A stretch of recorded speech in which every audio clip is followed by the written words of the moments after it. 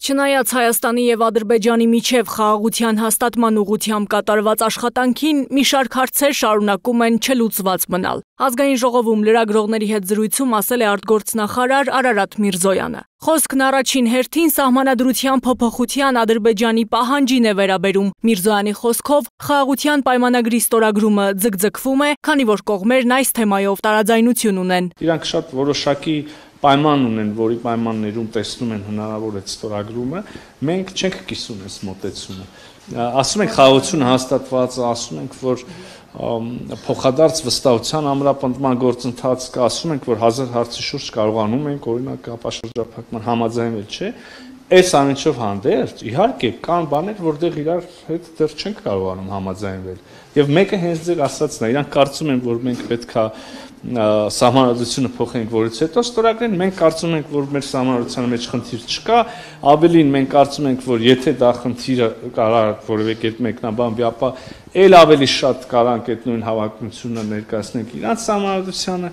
բայց նաև հարցը լուծված է պայմանագրում, այսինքն նոր բաներ չեմ ասում։ Եվ միևնույնն է, այստեղ չունենք փոխըմբռնում, որևէ այլ պայման կամ նախապայման չկա։ Ադրբեջանի հետ բարիդրացիական հարաբերությունների հաստատման գործում չլուծված եւ դժվար լուծելի խնդիր է նաեւ Բաքվում պահվող պատանդարված անձանց գերիների ազատ արձակման հարցը։ Նրանց ճակատագրի պարզաբանումը մնում է առաջնային ուղղություն կառավարության համար որպես բարդ, բայց լուծելի խնդիր։ Արարատ Միրզոյանը տեղեկացրեց, հաջորդ տարի Երևանում կայանալիք ԵՄ գագաթնաժողովին մասնակցության հրավերներ են ուղարկվել Թուրքիայի եւ Ադրբեջանի նախագահներին։ Ինչի ենք դժվար պատկերացնում նախագահ Էրդողանի այցը Երևան, երբ որ, չգիտեմ, արդեն եղել է վարչապետ Փաշինյանի այցը Անկարա, այն ժամանակ էլ էին դժվար պատկերացնում։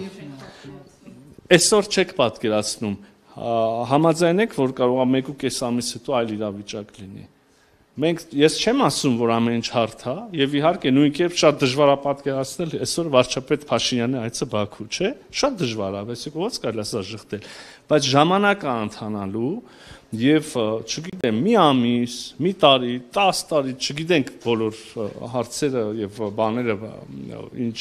տեմպով կհաղթարվեն, բայց մենք գնում ենք այդ ճանապարհով։ Մի օր, այսա եմ ես փորձում ասել, էլի, ոչ թե ասում եմ, որ հենց այսօր մենք պատրաստ ենք տեսնել նախագահ Ալիևին Երևանում եւ հակառակը վարչապետ Փաշինյանին Բաքվում, այլ ասում եմ մի օր այս իրավիճակը լինելու է։ Թուրքիայի հետ ինտենսիվ երկխոսությունը շատ շուտով կունենա շոշափելի արդյունք, վստահեցրեց Միրզոյանը։ Հարցին, թե ինչ նկատի ունի շոշափելի արդյունք ասելով, Միրզոյանը կրկին փակագծեր չբացեց, միայն նշեց, թե նկատի ունեմ շոշափելի արդյունք, այնքան շոշափելի, որ այստեղ ներկա որևէ մեկի մոտ